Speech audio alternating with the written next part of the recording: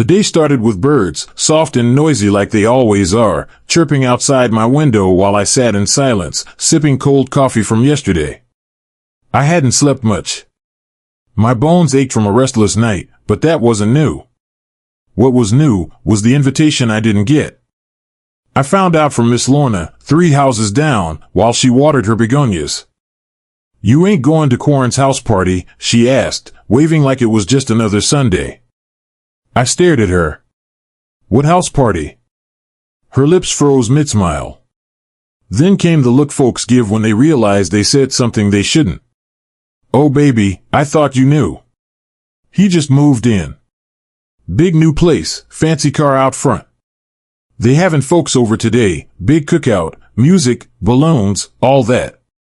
I didn't say a word.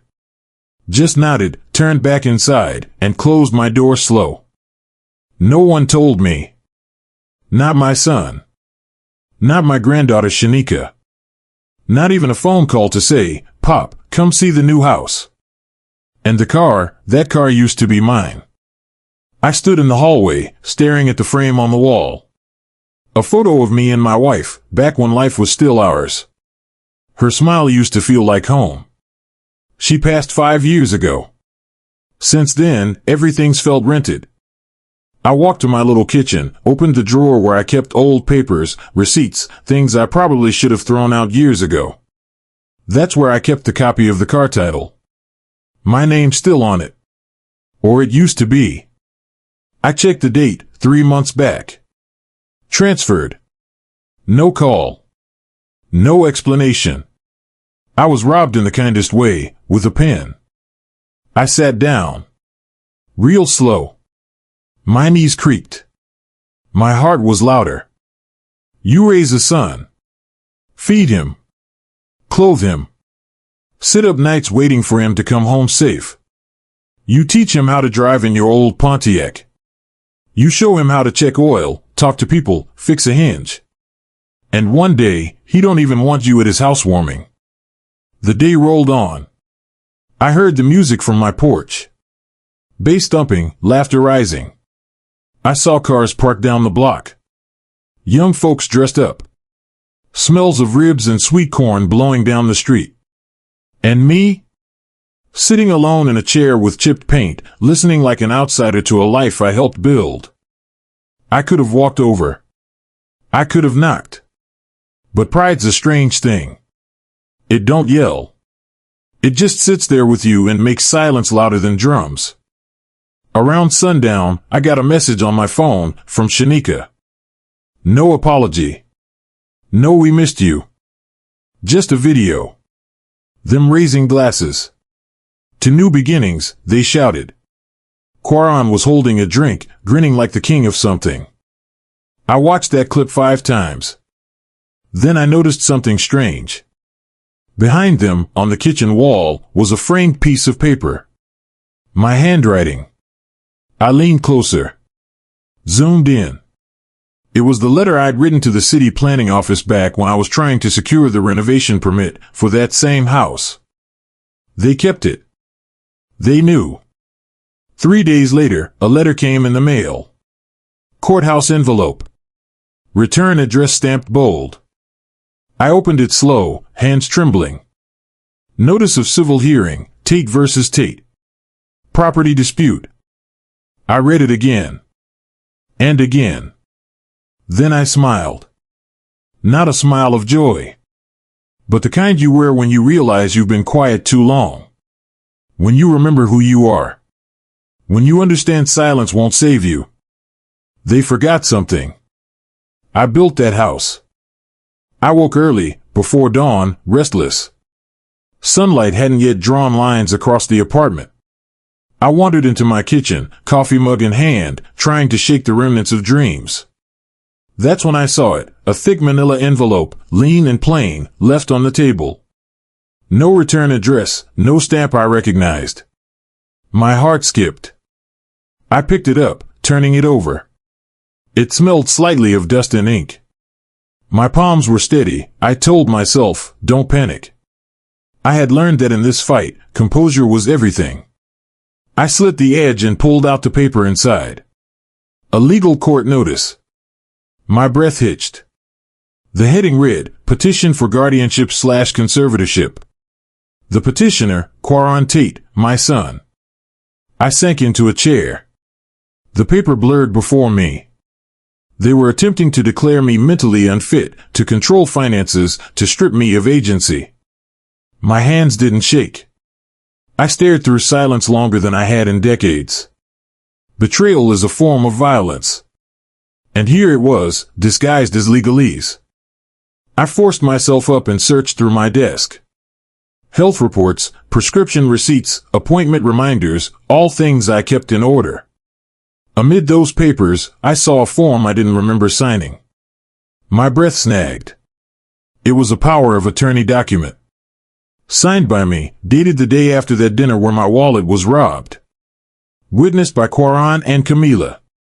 A twist that stung. I was legally giving them control. I whispered, so that's why they acted so concerned. My jaw clenched. They weren't sloppy. They were careful. Patient. Systematic. I closed my eyes and replayed the family dinner scene in my mind. Camila poured my wine more often than usual. Quaron stood by me, distracted me, handed me medical forms to sign while I tried to talk. It felt off in the moment, but I brushed it aside, trusted them. They helped me to bed that night, guided me, called me tired. The next morning, documents vanished. That night, they drew the blueprint of betrayal.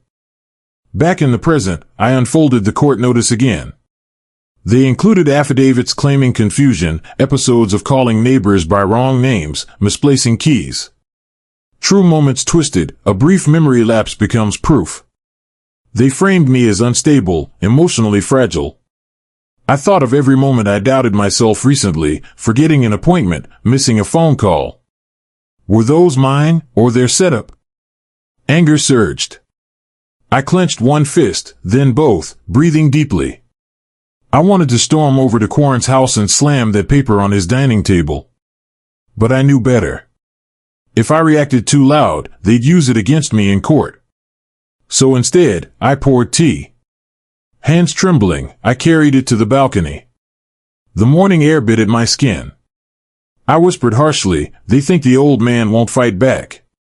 I inhaled, exhaled, letting clarity quell the heat. This wasn't just family drama. It was war, sealed with signatures. I gathered everything, the envelope, the notice, the POA form.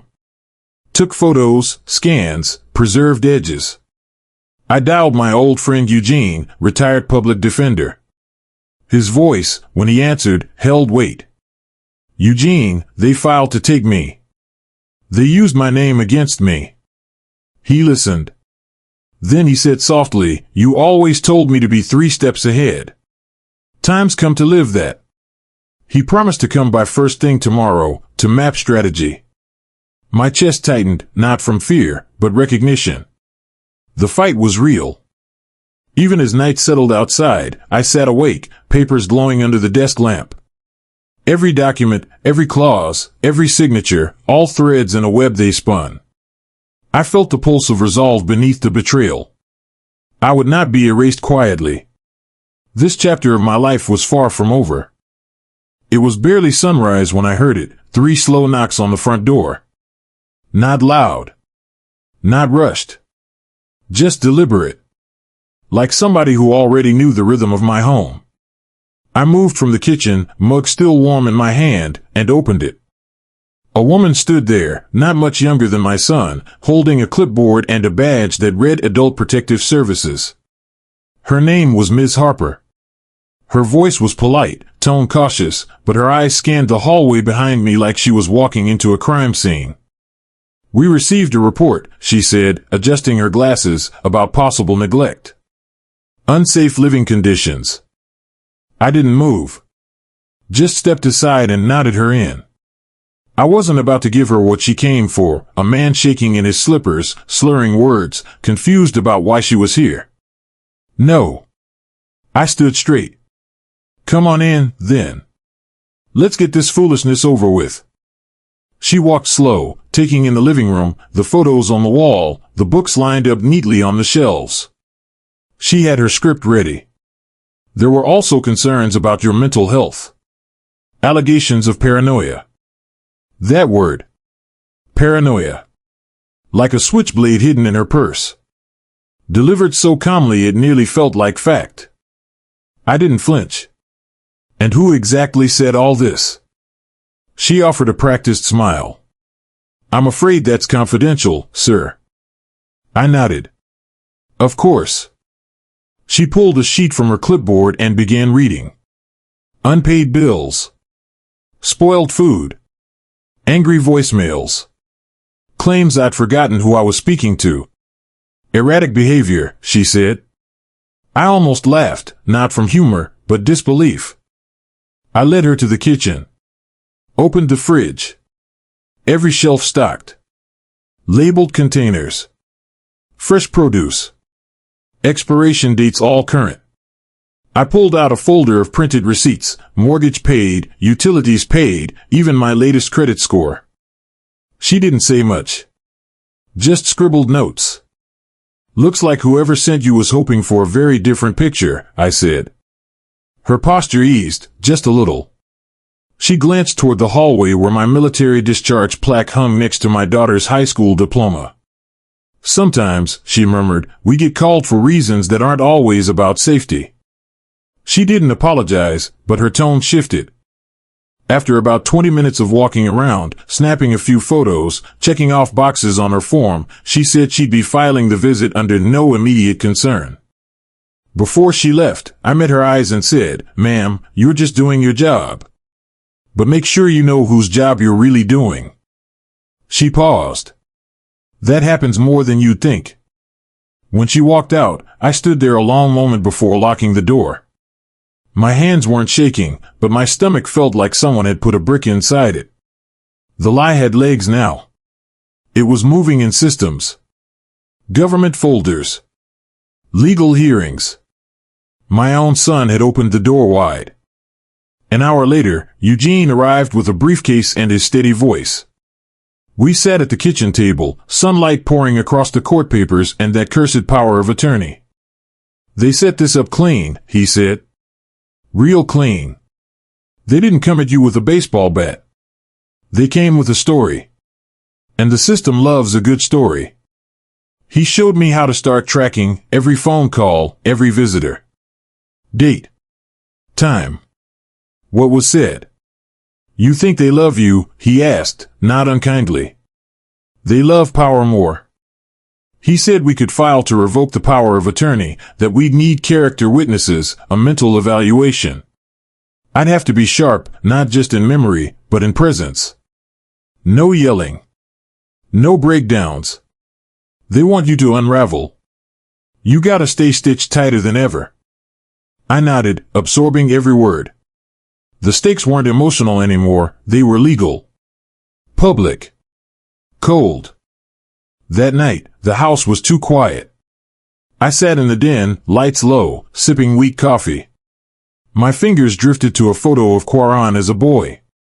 His smile was wide, his eyes untroubled. I closed my eyes and saw his face from that last dinner. Grown now. Harder. Smarter. But bitter. I thought back to the funeral, his mother, gone too soon. I remembered how I stood tall at the pulpit, didn't cry, didn't falter. Later, Quaran said, "You always had to be the strong one, huh?" Maybe that silence built a wall between us. Maybe he saw strength as distance. Maybe. But what he did now? This wasn't a wound, it was a knife. I whispered into the stillness, forgiveness doesn't mean you let someone keep the knife. It means you pull it out. And stop the bleeding. And so I did. I went to my bedroom closet, pulled out the old laptop I hadn't used in years. Plugged it in. Screen flickered. I opened a blank document and began typing. Memory by memory. Fact by fact. Then I turned on the webcam. Looked straight into it. My name is William Tate. I am of sound mind. This is my voice, my truth, and my fight. I will not be erased. I saved the video. Backed it up.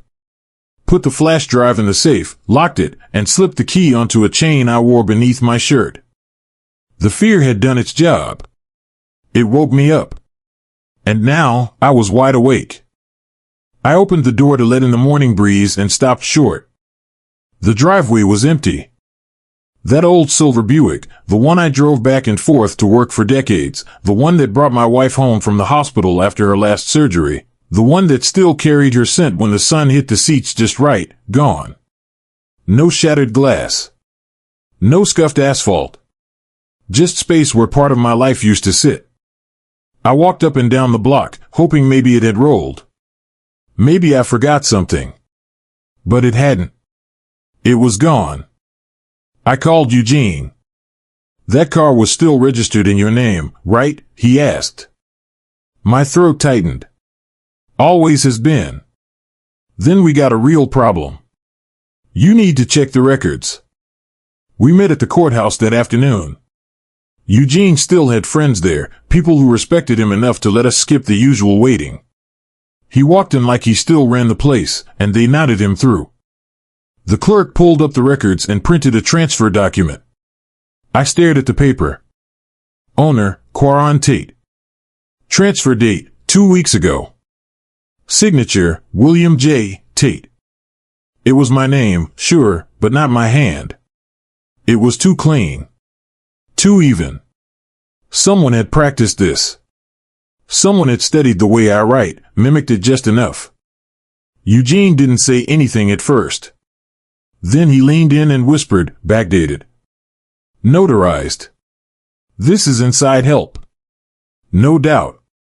I could feel my pulse in my jaw. They forged it. They forged my name and stole my car. "If they did it here," he said, "you better check your house. Your accounts. Your will." We didn't stop. Headed straight to the next department, demanded every record with my name on it. The clerk typed, clicked, then paused. "There's an updated will on file," she said.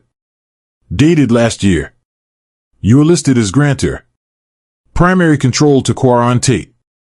I took the copy and stared at it. It looked like my signature. Looked enough to convince someone who didn't know me. But I knew.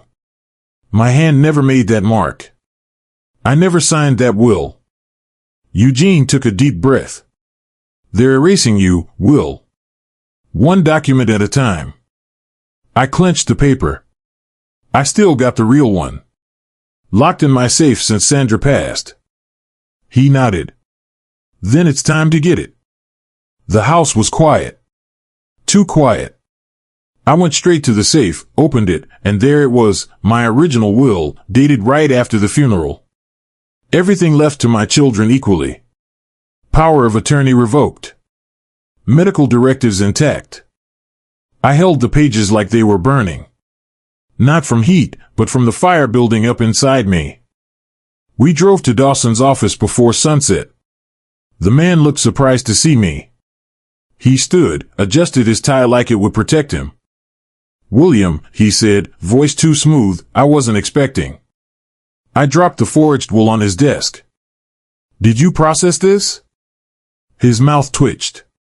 "I received a request. Quaron said you were ill. That you wanted to delegate some responsibilities. Did I look sick last time you saw me?" He swallowed, looked down. "You didn't ask. You didn't verify. I was told." "I didn't ask what you were told," I snapped. "I'm asking what you did. What you signed. What you let happen." He didn't answer. Eugene stepped in. "We'll be filing with the bar. And you'll be hearing from the board." We left him sitting there, hands trembling, sweat forming on his temples. At home, I sat in the same spot I always do when I need to breathe, right under the picture of Sandra. She smiled down at me like she knew this would happen. Like she'd been waiting for me to figure it out. "They're not coming for memories," I said quietly. "They're coming for money. They're coming to write me out." I thought about every shift I picked up. Every time I stayed late or went in early. How I paid tuition, bought groceries, kept the lights on. All for them. And this is what it came to. It's not what they take from you, I said aloud, quoting her, it's what they try to make you forget was ever yours. I gathered the real will. The property deeds. The revoked power of attorney. Everything they thought they could fake or erase. Then I set up my phone and hit record. My name is William Tate. This is my statement of truth. These documents represent my decisions, made in sound mind, without coercion. I have not signed away control. I am not incapacitated. Any attempts to override my wishes will be contested. I didn't flinch. Didn't stumble. Just truth, spoken plain. I sent a certified letter to Quaron that night. Any further unauthorized action regarding my property or identity will be met with legal response. Eugene called shortly after. We'll file the injunction first thing. We'll freeze anything tied to your name. I nodded. Do it. And I meant it. They took my silence for weakness. But I've still got my voice. And they'll have to pry that from me piece by piece.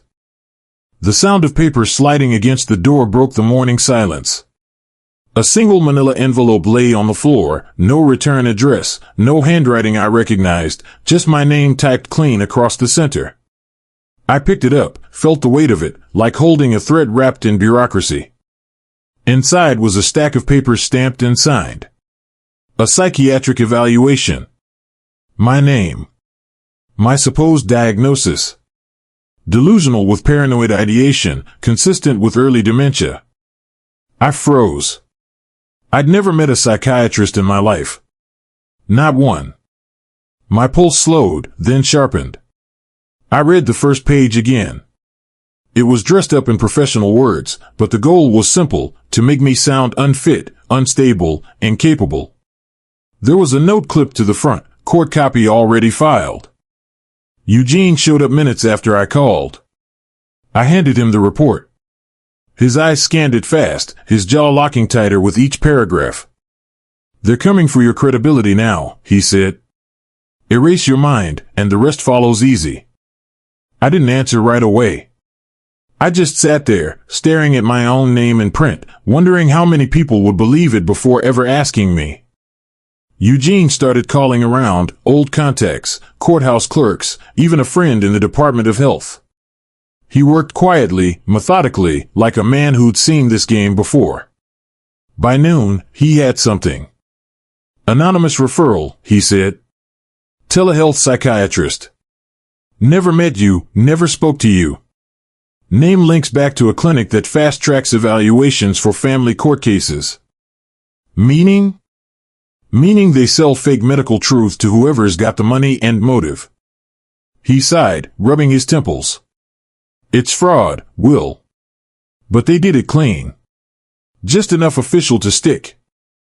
I thought about all the stories over the years, elder folks labeled crazy just to take what was theirs. I remembered something I once heard Malcolm X say, they can make the innocent guilty and the guilty innocent. That's power. By afternoon, I needed air.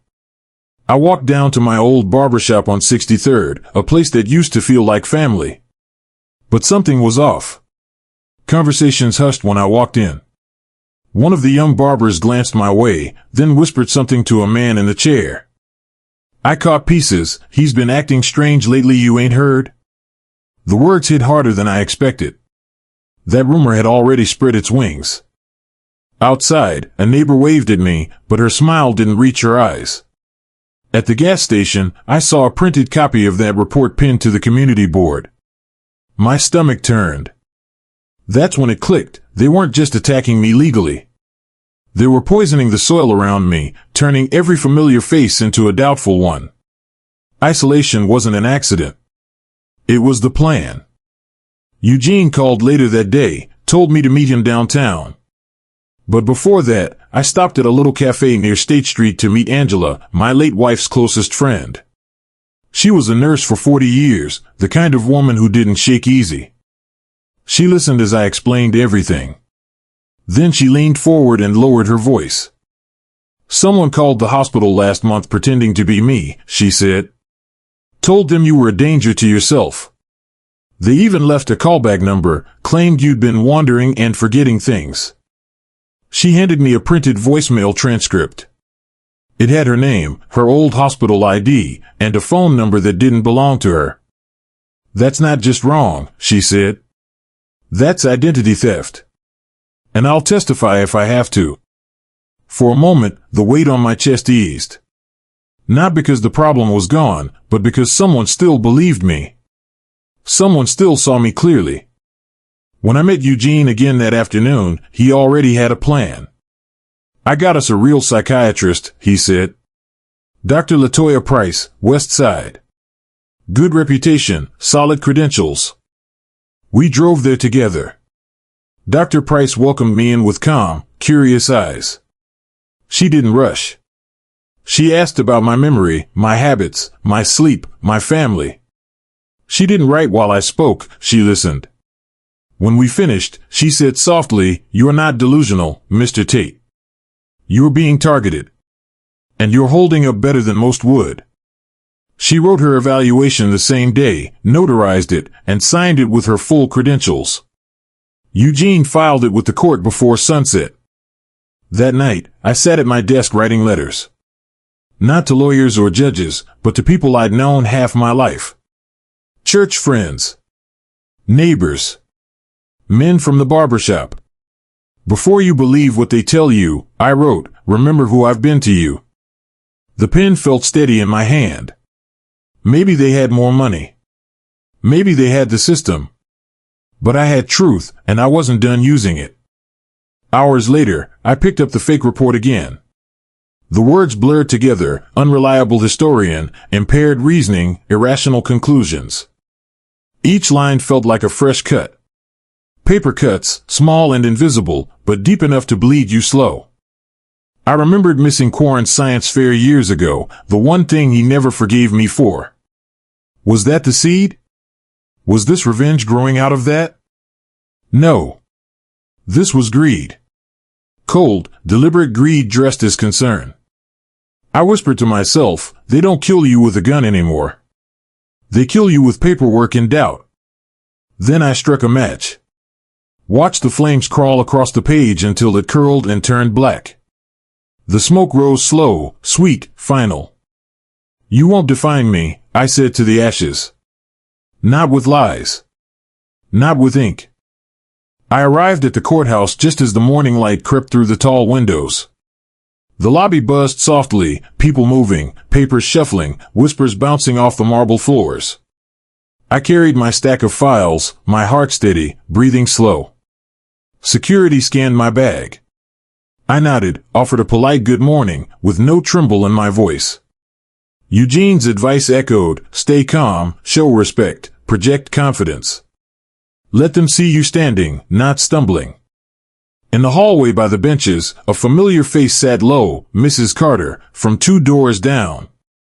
She glanced at me, startled. I kept walking, as if I didn't see her. Then she rose and stepped forward.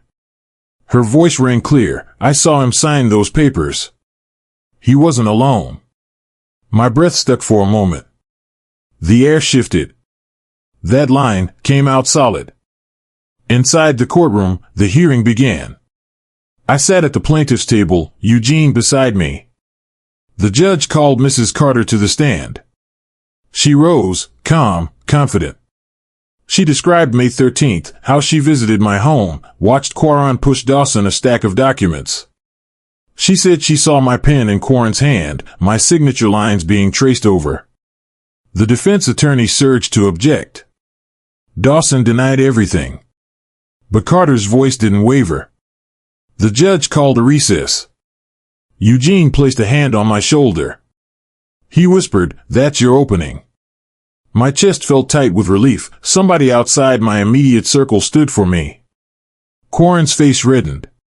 The courtroom murmured. During the break, I sat in the hallway, breathing steady. My phone buzzed. An email from an address I didn't know. Attached, audio file. I opened it. Quarren's voice, unguarded, make him look weak. File the paperwork. Leak that sympathy story. The voice wasn't loud, but it struck like glass against my ribs. Eugene offered a tissue. "We present this," he said. "Truth cuts deeper than lies." I nodded. The weight of this moment, the proof leaking out, it altered the fight. Later, Quaron stepped into the hall just as I exited the courtroom. I positioned myself in his path. He froze. Our eyes locked. I spoke low, "Exact, you tried to erase me. But blood remembers itself." He opened his mouth, then closed it. A court clerk passed by, glanced at me with recognition. Power shifted. I felt it. This was defense, not desperation. That evening, we retreated to my home office. Eugene pulled out exhibit lists, timeline charts, cross-examination outlines. Mrs. Carter would return to testify. The audio recording became Exhibit A. I practiced my testimony, no whining, no begging. I raised those walls, built that house. "This is my legacy," I said aloud. Eugene nodded. "You didn't ask to be at the table, you built it." Fire lit in my veins. I was ready. Late at night, I walked to the picture of my wife on the mantel. Soft light washed her face. I whispered, "You always said I was stronger than I know." Grief and focus wrestled together. This battle wasn't just clearing my name, it was reclaiming my life. I held her photo to my chest and felt resolve sharpen. They thought silence would undo me. Instead, it taught me how to roar. I stepped into the courtroom wearing the black suit my wife used to say made me look too sharp for Sunday. It felt snug around the shoulders, but solid, like armor. My binder was heavy with truth, audio recordings, fake paperwork, that ridiculous psychiatric report they tried to pass as real. The gallery wasn't empty this time. Neighbors filled the pews, some whispering, others looking straight ahead like it was church. I caught sight of a few familiar faces, some I hadn't seen in years. Eugene gave me a short nod from the table. Quaron sat just across from me, eyes locked on the floor like he didn't want to meet mine. That suited me fine. The clerk called the case. William Tate versus Quaron Tate. My name bounced off the high ceilings. Judge Rivera glanced my way. I held her gaze. Inside, I said it again, "You will see me. Not just as a man with paperwork, but as a father, as a builder, as the truth." The hearing opened with their lawyer doing what defense lawyers do, throwing confusion into clarity. Then came the question. "Mr. Tate," the man said, all courtroom calm, "why didn't you speak up when your family began making these legal changes?" Everything got still. Even the bailiff froze. I felt heat rise in my chest. My jaw locked. I wanted to shout, because I trusted them. But I didn't. Instead, I breathed through it. Looked up. I believed I was being patient, I said. I thought if I stayed steady, they'd do the right thing. I turned to the judge. But what I called patience was just me sitting in a trap they set slow. The room shifted. Some gasped. Some blinked, hard.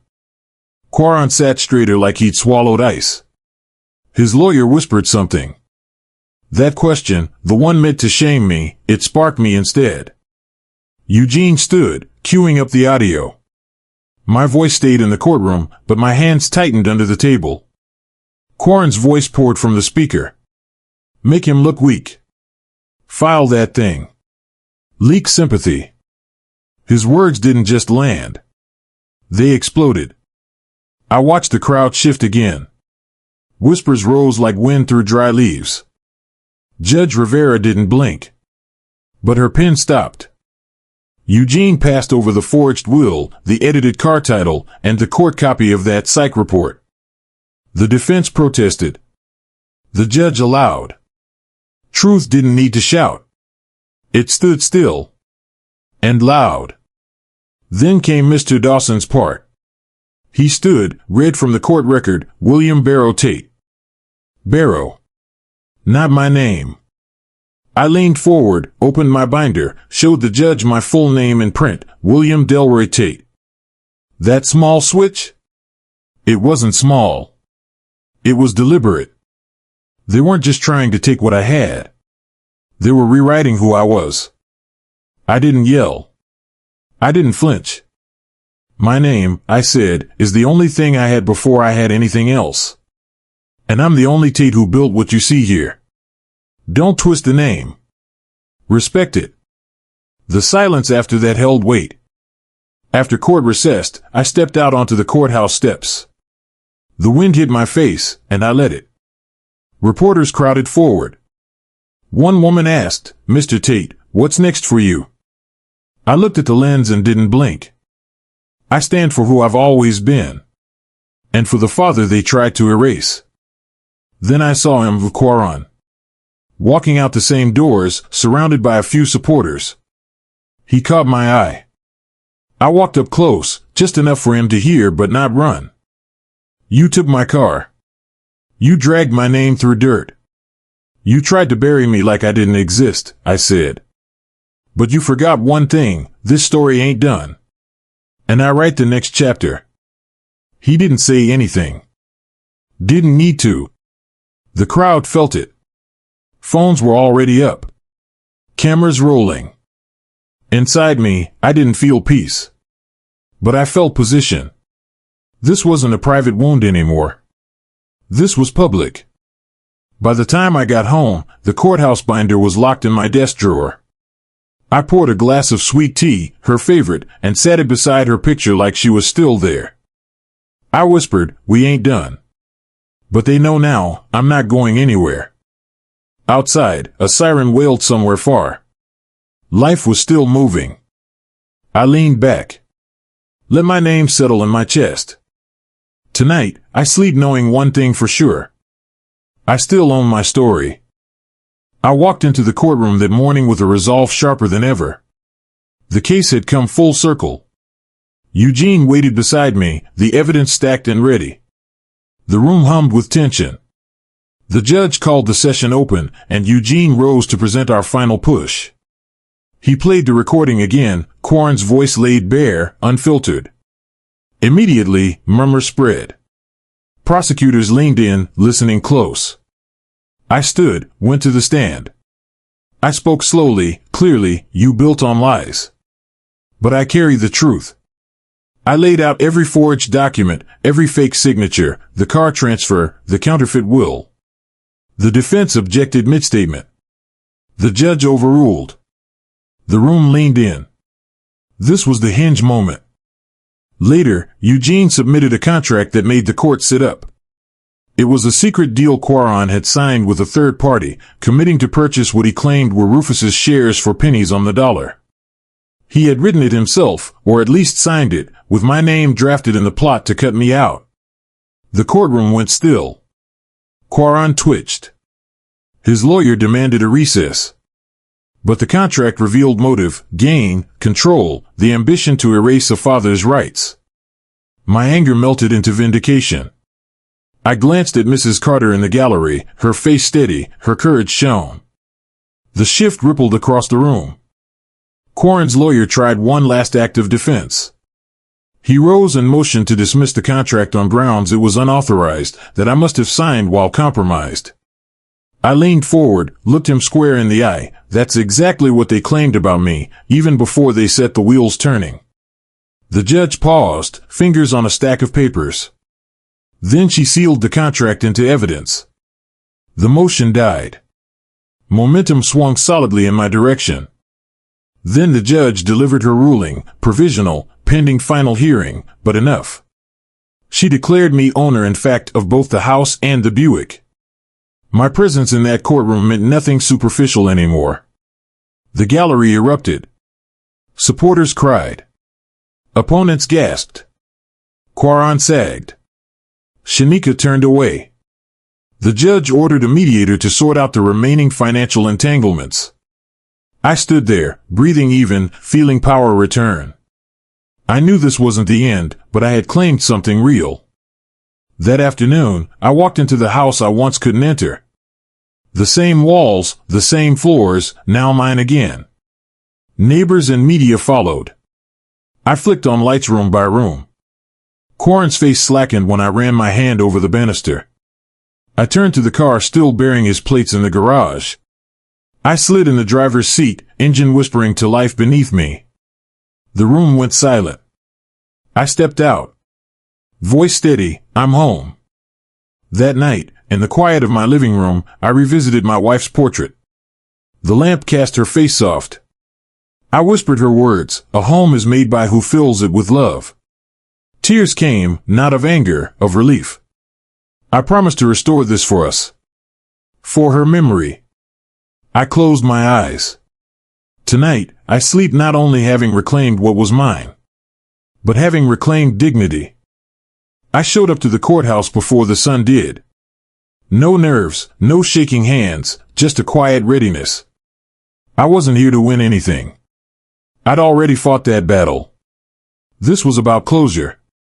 The judge entered, read through the findings without drama or delay. Every asset returned.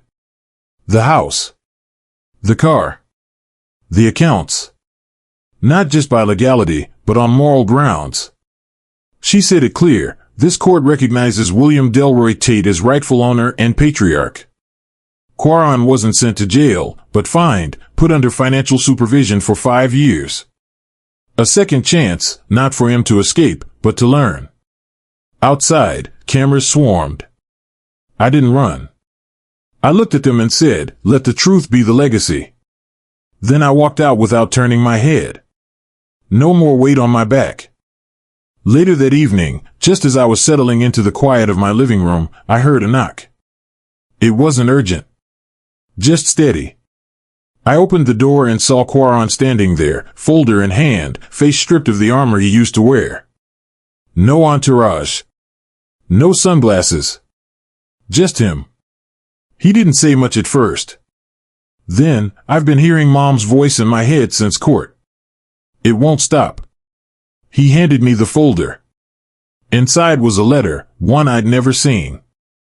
It was from his mother. Written before she passed. It was addressed to both of us. Her handwriting was tight but tender. She wrote about regret, love, confusion. She begged us to stop the cycle. To heal. We sat in silence. He didn't cry. But I did. I looked at him and said, you were always looking for something to prove. I was just looking to be seen. He didn't argue. We ended up walking to the backyard, the same garden I planted when he was a toddler, back when I had dreams bigger than money. I told him stories he'd never heard, about working nights so he could get braces, about the flood that nearly took our basement, about how I built every inch of this place by hand. He stood still and listened. Really listened. For once, not to challenge or correct, but to understand. We even laughed a little. Small, but real. I looked him in the eye. This house? It's yours to visit. When you carry love in you. The sun was setting through the trees, casting gold across the garden. A start. Maybe nothing more, but a start. Word spread across the neighborhood fast. A few days later, Miss Jean from church knocked with a lemon pie. Pastor Daniels dropped by with a quiet smile. Said the congregation had been praying for us. I got invited to speak at the men's group. First time in a long time I felt like I had something to offer besides silence. That Saturday, I sat on the park bench with Mr. Thompson, same old man who once told me not to give away my peace just to be heard. He looked at me and said, you didn't just rebuild a house. You put breath back in what a black father means. That line stuck to my ribs. I started mentoring at the rec center, young men who remind me of Quarren at his worst, and maybe me at mine. Teaching them to pause. To speak after breathing. To own their name. That healing wasn't fast, but it was steady. One night, I sat down at my desk, pulled out the old journal I hadn't touched since before the storm. I wrote, every broken piece, when faced with light, becomes a mirror for someone else. I locked it. Set it back on the shelf.